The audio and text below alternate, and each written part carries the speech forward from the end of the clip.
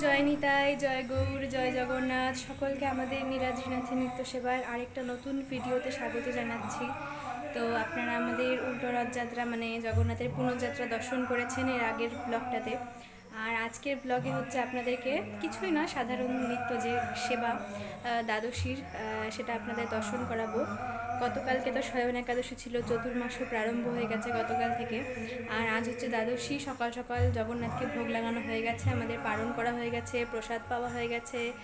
আর আপনাদেরকে একটা বিশেষ জিনিস এখন দেখাই, তার জন্য ভিডিওটাকে অন করলাম।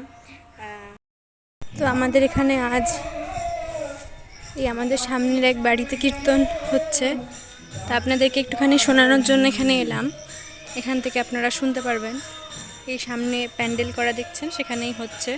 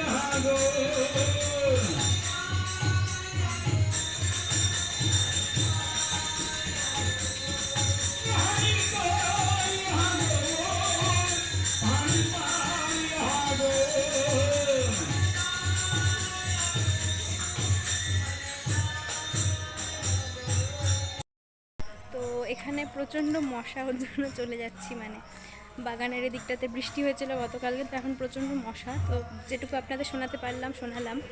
আর এরপরে আবার দুপুরে যাব, কারণ আমাদের সেখানে প্রসাদের নিমন্ত্রণ রয়েছে। তো প্রসাদ পেতে যাব যখন, তখন চেষ্টা করব আপনাদেরকে আরও একটু শোনানোর। কীর্তন খুব সুন্দর কীর্তন হচ্ছে। এর আগে পঞ্চতত্ত্ব বন্দনা হলো, আর এরপরে তো আরও কীর্তন চলবেই সারাদিন। তারপর ভোগ আরতি হবে। আপনাদেরকে এখান থেকে যদি ভোগ আরতি শোনাতে পারি তো শোনাবো, নইলে সেখানে গিয়ে শোনানোর চেষ্টা করব। আর এখন আমাদের জগন্নাথের দুপুরের সেবা হচ্ছে, দ্বাদশীর ভোগ প্রস্তুতি শুরু হয়েছে, আপনাদের দর্শন করাচ্ছি। এই যে এদিকে ভাজা চলছে, পটল ভাজা, বেগুন ভাজা। আর এদিকে হচ্ছে রান্না করা রয়েছে কুমড়ো, করলা, কাঁকরোল, এগুলো ভাজা হবে এখন আস্তে আস্তে। আর এই পাশে ডাল হচ্ছে। তো এখনও সবে দুটো বসেছে। আর এদিকে আলু ফুলকপি সেদ্ধ করা রয়েছে, রসা হবে। তো এই ডাল ভাজা রসা হবে।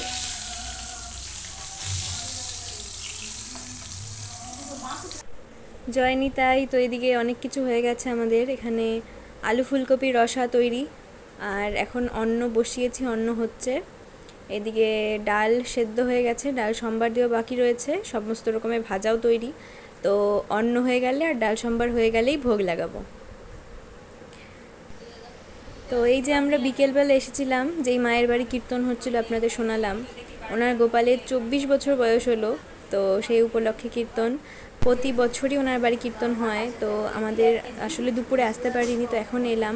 আর এখন তো কীর্তন শেষ হয়ে গেছে, এখন আপনাদের একটুখানি দর্শন করে দিই তার গোপাল সোনাকে, এবং সমস্ত যে সাজানো হয়েছে সেগুলো একটু আপনাদের দেখিয়ে দিই। তো আমরা এখন প্রসাদ নিয়ে বাড়ি যাব। রাধে রাধে। তো আজকের ভিডিওটা এখানেই শেষ করছি।